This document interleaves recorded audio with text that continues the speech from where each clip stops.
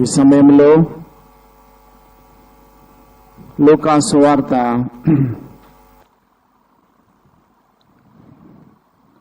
11వ అధ్యాయము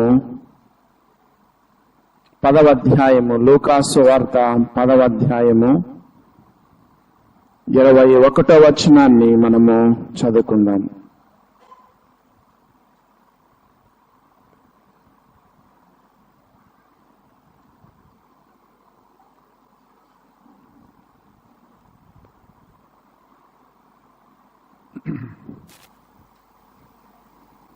లూకా సువార్త 10వ అధ్యాయము 21వ వచనాన్ని మనము చదువుకుందాం. నేను చదువుతాను మైక్లో.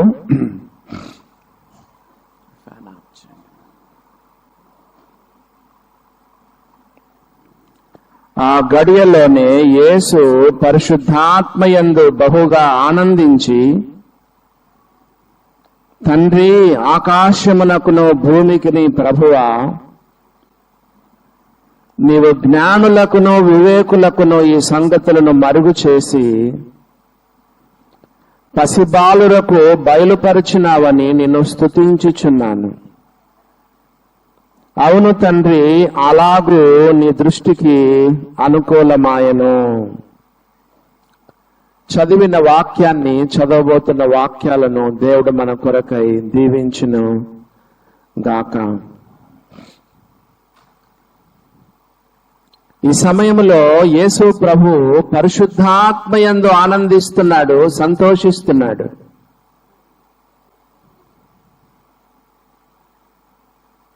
మన యొక్క మూల వచనము కొలస్సై 1:12 6వ లైన్. అన్ని విషయములలో ఆయనను సంతోషపరచునట్లు. ఈ సమయంలో యేసు ప్రభు ఎందుకు ఆనందిస్తున్నాడు, ఎందుకు సంతోషిస్తున్నాడు? పైన వచనాలు మనం చదివితే మనకు తెలుస్తుంది.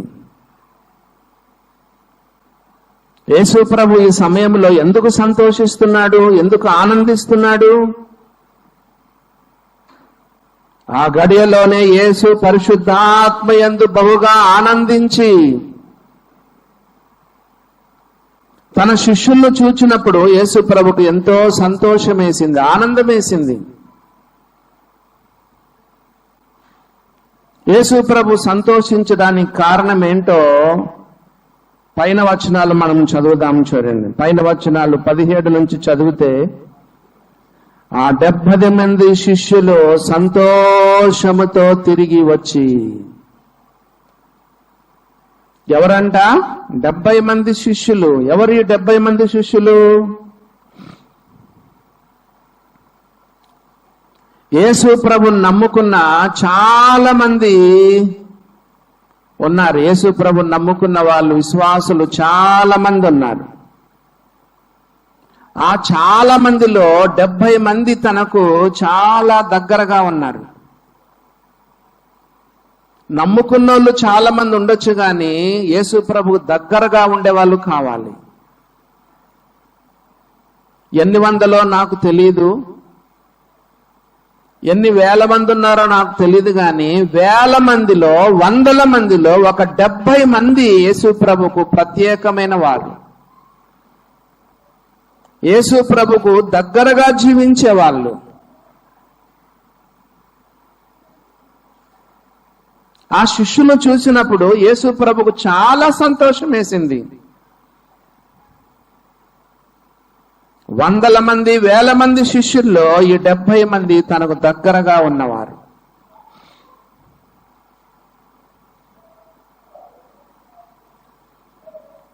ఇంకొక విషయం ఏంటంటే, 70 మంది శిష్యుల్లో 12 మంది శిష్యులు ఇంకా దగ్గరగా ఉన్నారు. ఇంకా చూడండి, ఇంకా విచిత్రమైన సంగతి.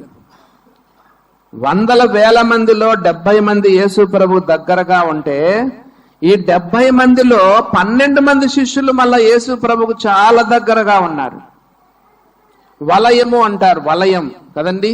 విశ్వాసం అనేది ఒక పెద్ద, విశ్వాసులు అనేది ఒక పెద్ద సర్కిల్ అయితే, రెండవ సర్కిల్ చెప్పండి, 70 మంది శిష్యులు.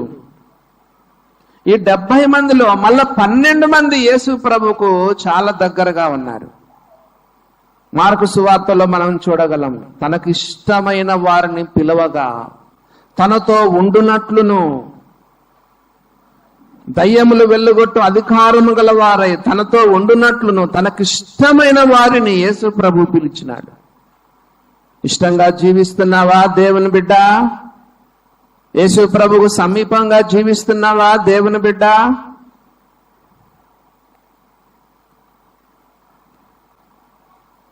వీళ్ళని చూసి యేసు ప్రభు సంతోషపడుతున్నాడు. పరిశుద్ధాత్మయందు ఆనందిస్తున్నాడు యేసు ప్రభు. ఈ 12 మంది శిష్యులే యేసు ప్రభుకి ఇంత దగ్గరగా ఉన్నారంటే, ఈ 12 మందిలో మళ్ళా 3 శిష్యులు యేసు ప్రభుకు మరీ దగ్గరగా ఉండేవారు. వాళ్ళ పేర్లు మీరు చెప్పగలరు కదా? పేతురు, యాకోబు, యోహాను యేసు ప్రభుకు ఇంకా దగ్గరగా ఉండేవారు. యాయిరు కుమార్తెను లేపుతున్న సందర్భంలో ముగ్గురిని మాత్రమే తీసుకెళ్లాడు. రూపాంతర కొండ మీదకి యేసు ప్రభు ఈ 3 మాత్రమే తీసుకెళ్లాడు. గెత్సెమనే తోటలో రాతివేత దూరం వెళ్లి ప్రార్థించడానికి ఈ 3 మాత్రమే తీసుకెళ్లాడు. మిగతా శిష్యులను గెత్సెమనే తోట ద్వారం దగ్గర పెట్టాడు. చూసారా దేవుని బిడ్డలారా,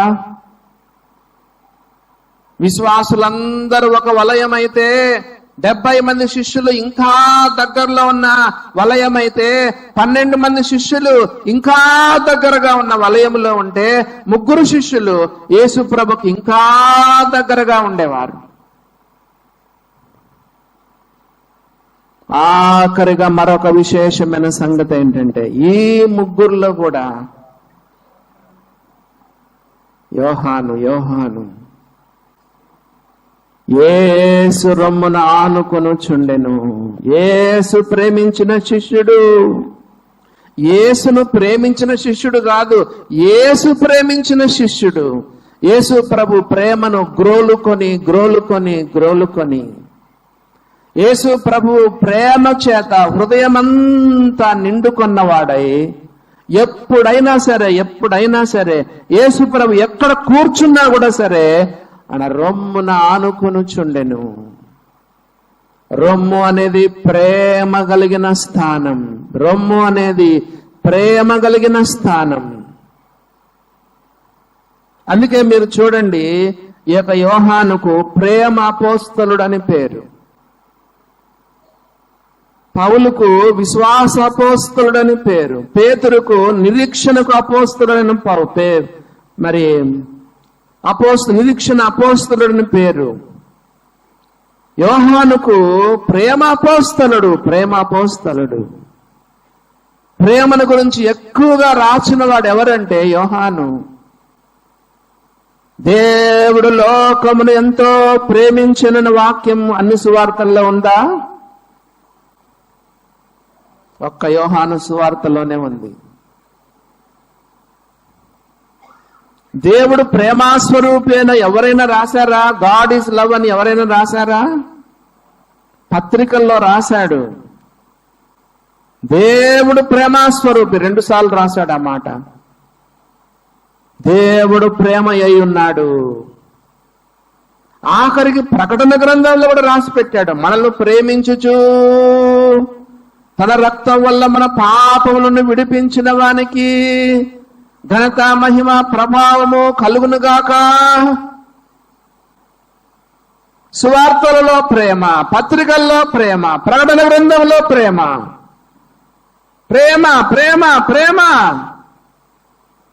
దేవుని బిడ్డలారా, యేసు ప్రభుకు చాలా దగ్గరగా జీవించినాడు అపోస్తలుడైన యోహాను. 2 ఉన్నాయండి. 2 దేవునికి నంబర్ 1, దేవునికి ముద్దు బిడ్డలు లేరు. నంబర్ 2, దేవుడు పక్షపాతి కాదు. ఈ రొమ్ము అనే స్థానము ఒక్క యోహానికే కాదు, నువ్వు కోరుకుంటే నీకు ఇస్తాడు.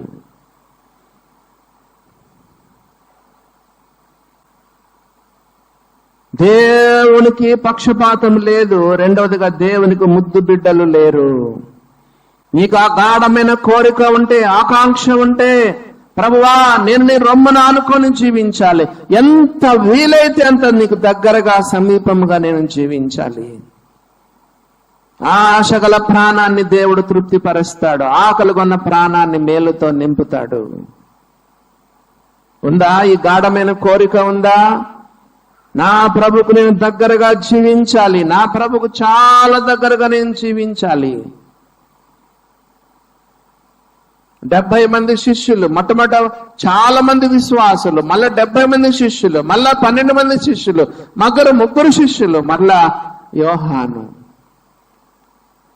ఇప్పుడు 70 శిష్యుల గురించి మనం వినబోతున్నాం. ఏంటి 70 శిష్యుల గురించి? యేసు ప్రభు ఏమని ఆనందిస్తున్నాడు, ఏమని సంతోషిస్తున్నాడు? ఎందుకు పరిశుద్ధాత్మ యందు వీరిని చూసి ఆనందిస్తున్నాడు? వీరిని చూస్తే యేసు ప్రభుకి ఎందుకంత సంతోషం? చదవండి 17వ వచనం. ఆ 70 మంది శిష్యులు సంతోషముతో తిరిగి వచ్చి, ప్రభువా దయ్యములు కూడా నీ నామము వలన మాకు లోబడుచున్నవని చెప్పగా తిరిగి వచ్చారంట. తిరిగి వచ్చారంటే అర్థం ఏంటి? అంతకుముందు ఎక్కడికో పోయినారన్నమాట వీళ్ళు కదండి. వీళ్ళు తిరిగి వచ్చారంటే ఈ 70 మంది శిష్యులు అంతకుముందు ఎక్కడికో వెళ్ళారని అర్థం. మొదటి వచనం చదవండి, ఇప్పుడు మనకు అర్థమవుతుంది. మొదటి వచనం చదువుతున్నాను నేను. అటు తర్వాత ప్రభువు 70 మంది ఇతరులను నియమించి తాను వెళ్ళబోవు ప్రతి ఊరికిని ప్రతి చోటికిని తనకంటే ముందు ఇద్దరిద్దరినిగా పంపెను. 70 మంది అంటే 35 బ్యాచులు చేశాడు యేసు ప్రభు. 70 మంది శిష్యులంటే 35 బ్యాచులు చేసి తాను వెళ్ళబోవచ్చున్న ప్రతి ఊరికిని ప్రతి చోటికిని పంపించినాడు. ఇద్దరిద్దరు, 2 by 2, 2 by 2.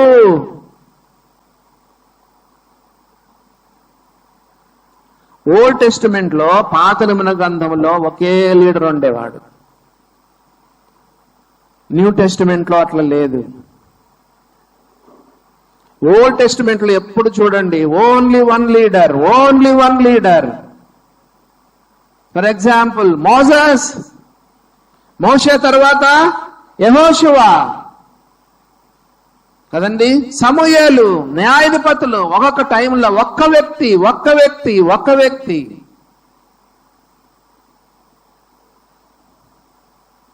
ఏలియా, నెక్స్ట్ ఎలీషా, దావీదు, సౌలు, దావీదు. ఓల్డ్ టెస్టిమెంట్ లో ఆయా సమయాల్లో దేవుడు ఒక్క వ్యక్తి మాత్రమే. న్యూ టెస్టిమెంట్ లో 2 by 2, ఇద్దరు లేక అంతమంది కంటే ఎక్కువ కదండి. మన సంఘాల్లో కూడా అదే మనం పాటిస్తాం. అందరు ఒకరే చేయరు కదండి. ఈ పెద్ద చర్చిల్లో చూసామనుకోండి, పాస్టర్ ఉంటాడు, మొదటి ప్రార్థన ఆయనే, రెండవ ప్రార్థన ఆయనే, మధ్యలో చేసే ప్రార్థన ఆయనే కదండి, వాక్యం చెప్పేది ఆయనే, రొట్టె కోసం స్తుతులు చెల్లించేది ఆయనే, పాత్ర కొరకు స్తుతులు చెల్లించేది ఆయనే, ముగింపు ప్రార్థన ఆయనే. చూసినారా? కానీ కొత్త నిబంధనలో 2 by 2, పౌలు శీలా, పౌలు తిమోతి, పౌలు బర్నబా.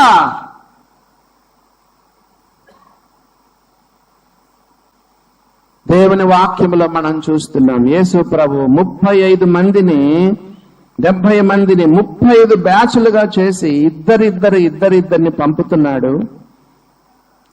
వాళ్ళని పంపుతున్నప్పుడు సంతోషంగా వెళ్ళినారు వాళ్ళు.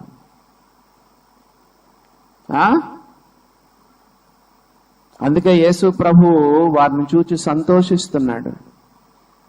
దేవుడిని ఎక్కడికైనా పంపితే నువ్వు సంతోషించగలవా? సంతోషంగా పోగలవా?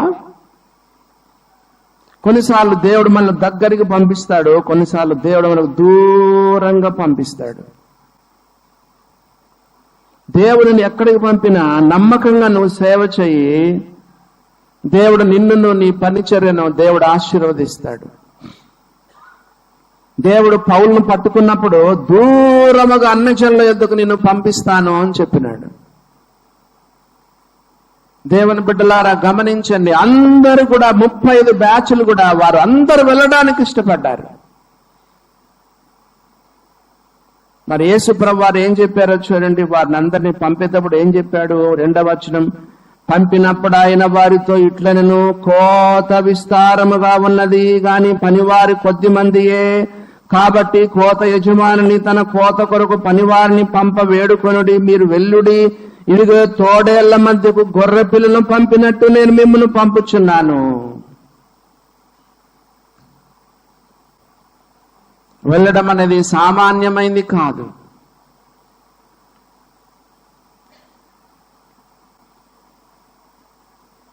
ఇక్కడ 2 విషయాలు ఉన్నాయి. తోడేళ్లు లాగా కనిపిస్తే ప్రమాదం ఏం లేదు. ఇంకో చోట యేసుప్రభు ఏమన్నాడు తెలుసా? తోడేళ్లు గొర్రెల చర్మాలు వేసుకుని ఉంటారు అన్నాడు. అది ఇంకా ప్రమాదం కదండి. తోడేళ్లాగా కనపడితే మనం కొంచెం జాగ్రత్తగా ఉంటాం. ఒక చోట యేసుప్రభు ఏమన్నారు చెప్పండి? గొర్రెల చర్మాలు వేసుకున్నటువంటి తోడేళ్లు. దేవుని బిడ్డలారా గమనించండి, యేసు ప్రభు అనేకమైన సూచనలు ఇచ్చి వాళ్ళని పంపిస్తా ఉన్నాడు. మీరు వెల్లుడి, ఇదిగో తోడేళ్ల మధ్యకు గొర్రె పిల్లను పంపినట్టు నేను మిమ్మల్ని పంపుచున్నాను. మీరు సంచినైనా జాలనైనా చెప్పులనైనా తీసుకుని పోవద్దు. త్రోవలో ఎవరైనా కృషుల ప్రశ్నలు అడగవద్దు. మీరు ఏ ఇంటైనా ప్రవేశించినప్పుడు ఇంటికి సమాధానం అగునుగా కానీ మొదట చెప్పండి. సమాధాన పాత్రుడు అక్కడ ఉండిన ఎడల మీ సమాధానం అతని మీద నిలుచును, లేని ఎడల అది మీకు తిరిగి వచ్చును. వారు మీకు ఇచ్చు పదార్థములను తినుచు త్రాగుచు ఆ ఇంటిలోనే ఉండుడి. పనివాడు తన జీతమునకు పాత్రుడు. ఇంటింటికి తిరగవద్దు. మరియు మీరు ఏ పట్టణంలో ప్రవేశించినప్పుడు వారు మిమ్మల్ని చేర్చుకుంటే మీ ముందర పెట్టునవి తినుడి. ఇవన్నీ యేసు ప్రభు చెప్పి వారిని పంపించినప్పుడు సేవ చేసుకొని వాళ్ళంతా కూడా తిరిగి వచ్చినారు. యేసు ప్రభు దగ్గరకు తిరిగి వచ్చినారు. తిరిగి వచ్చినప్పుడు ఆ సేవలో వారు ఎన్ని ఇబ్బందులు పడ్డారో మనకు తెలియదు. సేవలో చాలా ఇబ్బందులు ఉంటాయండి. నాకు తెలుసు, తోటి సేవకుని కాబట్టి నాకు తెలుసు. కొంతమంది తెల్ల అన్నములో తెల్ల ఉప్పు జల్లుకొని తినేవాళ్ళు కొంతమంది ఉన్నారు. తెల్ల అన్నంలో ఎర్ర కారం పొడి చల్లుకొని నీళ్లు కలుపుకొని తాగే దైవ సేవకులు ఇప్పటికి కూడా ఉన్నారు. దైవ సేవకులు బయటికి మంచిగా షర్టు ప్యాంట్ వేసుకొని నీట్గా ఉండి, కొంతమంది ఇన్షర్ట్ కూడా వేసుకొని, కొంతమంది షూస్ కూడా వేసుకొని బాగా కనిపిస్తారు. కానీ ఇంటికి పోయి చూడండి, దైవ సేవకుడు అట్లా ఉండాలి కాబట్టి వాళ్ళు నీట్గా ఉంటారు. ఇంటికి పోయి చూడండి, బియ్యం డబ్బా ఖాళీ, కందిపప్పు డబ్బా ఖాళీ, నూనె డబ్బా ఖాళీ. పిల్లలను స్కూల్లో నిలబెట్టుంటారు. ఫీజు కట్టలేదు కాబట్టి పిల్లల్ని ఇంట్లో స్కూల్లో నిలబెట్టుంటారు. సేవ ఎంతో కష్టం, ఎంతో కష్టం. ఒక పూట తిని ఒక పూట తినకుండా నిద్రాహారాలు మాని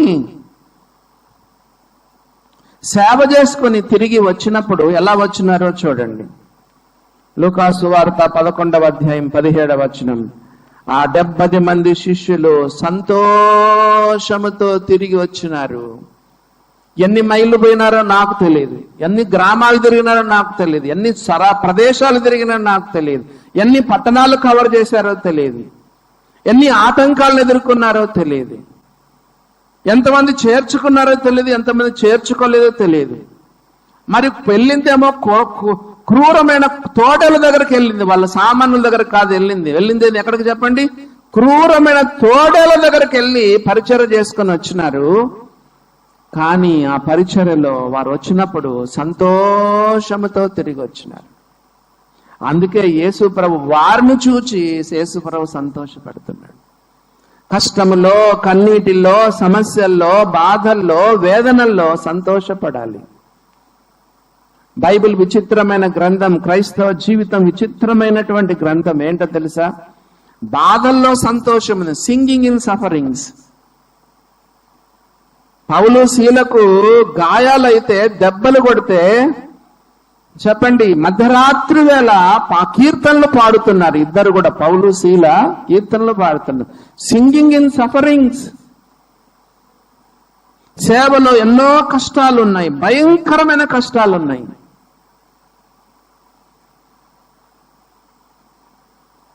నింద, అవమానాలు కదండి, ఎన్నెన్నో ఉన్నాయి. కానీ సేవలో ఎంత సంతోషంతో తిరిగి వచ్చారు. సేవలోని సంతోషం నీకేం తెలుసు? సేవ చేసే వాళ్ళకు తెలుస్తుంది. సేవలోని సంతోషం నీకేం తెలుసు? సేవ చేసే వాళ్ళకు సంతోషం. ఆ సంతోషం ఏంటో వాళ్ళకు తెలుసు. సేవ చేయండి, నీ వంతు నీవు సేవ చేయి కదా. ఎంతవరకు చేయగలుగుతావు అంతవరకు సేవ చేయి. నీ పరిధిలోనే నీకేనా. పౌలు చెప్తాడు, నా వలనైనంత మటుకు నీకెంత చేతరు అంతవరకు నువ్వు సేవ చేయి. చేయగలిగింది నువ్వు చేయి. సేవలో ఎంతో ఆనందం ఉంది. సనుగుతున్నారా, గొనుగుతున్నారా, కంప్లైనింగ్ చేస్తున్నారా? సేవలో ఎన్నో ఆటంకాలు వచ్చినా, వీళ్ళు పోయింది క్రూరమైన తోడల దగ్గరకు వెళ్ళినా కూడా సేవ చేసుకొని సంతోషంగా వచ్చారు. దేవుని బిడ్డలు ఎప్పుడు సంతోషంగా ఉండాలి. బైబిల్లో ఉంది కదండి, ఎల్లప్పుడూ సంతోషముగా ఉండండి. కొరింథీయులకు రాస్తూ ఆఖరి అధ్యాయం ఆఖరి వచనాల్లో పౌలు రాశాడు ఏంటి? ఎల్లప్పుడూ సంతోషంగా ఉండండి. జైల్లో ఉండి పౌలు ఏం చెప్పాడు? ఎల్లప్పుడూ ప్రభునందు ఆనందించండి, మరలా చెప్పుదును ఆనందించండి.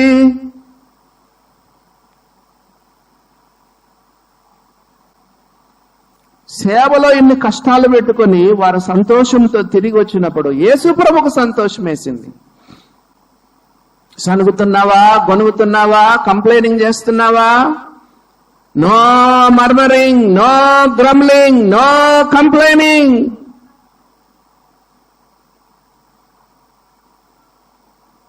యేసు ప్రభు నమ్ముకున్న బిడ్డలు సనగకూడదు, గొనగకూడదు. ఎప్పుడు మనము సంతోషంగా ఉండాలి. మీరు నిరపరాధులను, నిష్కలంకులను, అనిందులైన దేవుని కుమారులగునట్లు సనుగులు, సంశయములు మాని సమస్త కార్యములను చేయండి. No complaining, no murmuring, no grumbling. సనుగులు, సంశయములు మానాలి. సేవలో ఎన్నో కష్టాలున్నా వారు సంతోషముతో వచ్చినారు. వీళ్ళని చూసి యేసు ప్రభు సంతోషపడుతున్నాడు. పరిశుద్ధాత్మయందు ఆనందించి అని దేవుని వాక్యంలో మనం చూస్తున్నాం. అప్పుడు వాళ్ళేం చెప్తున్నారు? సంతోషంతో తిరిగి వచ్చి చూడండి ఏం చెప్తున్నారో. 17వ వచనము, ప్రభువా దయ్యములు కూడా నీ నామం వలన మాకు లోబడుచున్నవని చెప్పిరి. వాళ్ళకి ఎంత సంతోషమైందంటే, అపవాది పైన జయం. దయ్యాలు మాకు లోబడుతున్నాయి కదా, అపవాది పైన మాకు జయం. వాస్తవమేనండి. మీకు ఒక విషయం చెప్తాను. పరిశుద్ధంగా జీవించే ప్రతి విశ్వాసికి సాతానుడు గడగడలాడిపోతాడు. ఏ అపవిత్రాత్మకు, ఏ చీకటి శక్తికి, ఏ సాతానుకు మనం భయపడాల్సిన పని లేదు. నువ్వు పరిశుద్ధంగా జీవించినంత కాలం సాతానుడు నీకు లోబడతాడు. పొద్దున నిన్న జ్ఞాపకం చేసుకున్నాం కదా, దేవునికి లోబడి ఉండుడి, అపవాదిని ఎదిరించుడి, అప్పుడు వాడు మీ యొద్ద నుండి పారిపోవును. పొద్దున జ్ఞాపకం చేసుకున్నాం కదా. సాతాను మళ్ళ చూసి పారిపోతాడు. When a Christian kneels, Satan flees. ఒక క్రైస్తవుడు మోకరిస్తే సాతానుడు పారిపోతాడు. మనం నీలింగ్ చేస్తే వాడు ఫ్లీ అవుతాడు, పారిపోతాడు. దేవుని బిడ్డలారా గమనించినారా? కల్వరి విజయం మన విజయం, సిలువ విజయం మన విజయం. We are not fighting for victory, we are fighting from victory. మనము జయము కొరకు పోరాడడం లేదు, జయము నుండి మనం పోరాడుతున్నాం. ఎందుకంటే సిలువలో యేసు ప్రభు మనకు గొప్ప విజయాన్ని సంపాదించి పెట్టాడు. యోహాను రాసిన మొదటి పత్రిక 4:4 ఏమని రాయబడింది చెప్పండి? మీలో ఉన్నవాడు లోకములో ఉన్నవాని కంటే గొప్పవాడు కనుక మీరు వారిని జయించి ఉన్నారు. పాస్ట్ టెన్స్ చెప్పండి. మీలో ఉన్నవాడు లోకములో ఉన్నవాని కంటే గొప్పవాడు కనుక మీరు వారిని, అనగా సాతానును, వాని దురాత్మలను జయించి ఉన్నారు. జయమిచ్చేశాడు దేవుడు మనకు. ఎంత దుఃఖకరమైన విషయం. చాలా మంది సాతాను చేతిలో ఓడిపోతున్నారు. ఓటమి ఓటమి ఓటమి. వీళ్ళని చూసి యేసు ప్రభు సంతోషిస్తున్నాడు కదండి. యేసు ప్రభు వీళ్ళని చూసి ఎంతో సంతోషిస్తున్నాడు. గ్రామాలు తిరిగి కదండి, ఎక్కడెక్కడో పల్లెలు, పల్లెటూర్లు, పట్టణాలు అన్ని తిరిగి సేవ చేసుకుని వస్తే యేసు ప్రభు వీళ్ళని చూసి సంతోషిస్తా ఉన్నాడు. దేవుని పని చేస్తే దేవుడు సంతోషిస్తాడు. అపవాదిని జయిస్తే దేవుడు సంతోషిస్తాడు.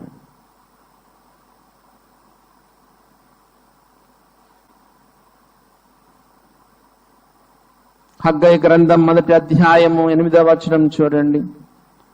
హగ్గయి గ్రంథము 1వ అధ్యాయము 8వ వచనం చదువుతున్నాను. హగ్గయి గ్రంథము 1వ అధ్యాయము 8వ వచనం చూడండి. పర్వతములెక్కి మ్రానులు తీసుకొని వచ్చి మీరు ఈ మందిరమును కట్టించిన ఎడల దాని యందు నేను సంతోషిస్తాను. పర్వతం లెక్కాలంట, కొండలెక్కాలి, కొండలు దిగాలి, పర్వతాలు ఎక్కాలి, అరణ్యాలకు వెళ్ళాలి, తోడేళ్ల మధ్యకు వెళ్ళాలి, మ్రాణులు నరకాలి, మ్రాణులు తీసుకొని రావాలి. దాంతో మందిరం కడితే దేవుడు ఎంత సంతోషపడతాడు. దేవుని పనిలో ఉంటే నువ్వు దేవుడిని ఎంత సంతోషపడతాడు నిన్ను చూసి. దేవుని బిడ్డలారా గమనించండి.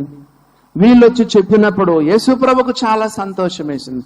ప్రభువా, దయ్యములు నీ నామమున మాకు లోబడుచున్నవి కదా, దయ్యములు నీ నామమున మాకు లోబడుచున్నవని చెప్పగా 18వ వచనం చూడండి. అప్పుడు యేసు ప్రభు వారు ఏం చెప్పారు? ఆయన సాతాను మెరుపు వలె ఆకాశము నుండి పడుట చూచితిని. సేటన్ ఎవరంటే ఫాలన్ ఏంజెల్. సాతాన్ ఎవరంటే పడిపోయిన దేవదూత. పై నుండి కిందికి పడిపోయినంట, పై నుండి కిందికి పడిపోయినాడు. ఎందుకో తెలుసా? ఎందుకు పడిపోయినాడు చెప్పండి? హెచ్చించుకున్నాడు. బైబిల్లో మనకు ఒక నియమం ఉన్నది. ఎక్కడైనా చూడండి, బైబిల్లో ఒకే ఒక నియమం ఏంటంటే, తన్ను తాను తగ్గించుకున్నవాడు హెచ్చించబడను, తన్ను తాను హెచ్చించుకున్నవాడు తగ్గింపబడు. ఇది బైబిల్లో ఉన్న ఒక నియమం అండి. ఎక్కడైనా సంఘంలో కానీ, ఎక్కడైనా పరిచర్లు కానీ, ఎక్కడైనా మీరు చూడండి. పొద్దున కూడా చూసుకున్నాం మనం. రత్నాకర్ గారు చెప్పినారు కదా, ఎవడైతే కడపటి వాడుగా ఉంటాడో వాడు మొదటి వాడుగా ఉంటాడు. దాసుడుగా ఉండగోరితే చెప్పండి, నువ్వు మొదటివాడుగా ఉండగోరినడలా అందరిలో కడపటి వాడుగా ఉండాలి. నువ్వు ముఖ్యుడై ఉండగోరినడలా పరిచారకుడవై ఉండాలి. దేవుని బిడ్డలారా, సాతాను ఆకాశము నుండి పై నుండి క్రిందికి పడిపోయినాడు. ఏంటి వాడు ఏమనుకున్నాడు? ఎంతో హెచ్చించుకోవాలని చెప్పుకున్నాడు, ఎంతెంతో హెచ్చించుకోవాలనుకున్నాడు. ఏమైనాడు? పై నుండి కిందికి పడద్రోయపడు. తేజో నక్షత్రమా, వేకువ చుక్క. ఇంగ్లీష్ బైబిల్లో లూసిఫర్ అని ఉంది. నిజంగా వాని పేరు లూసిఫర్ కాదు. లాటిన్ భాషలో లూసిఫర్. తేజో నక్షత్రమా, వేకువ చుక్క, నువ్వెట్లు ఆకాశం నుండి కిందికి పడుతువి? వాడేంటో తెలుసా? ఆరాధన కోరుకున్నాడు. ఎవ్వరు కూడా నిన్ను మెచ్చుకోవాలను కోరుకోవద్దు, పదవులు కోరుకోవద్దు, పొజిషన్లు కోరుకోవద్దు, వందనాలు కోరుకోవద్దు, ఆరాధన కోరుకోవద్దు.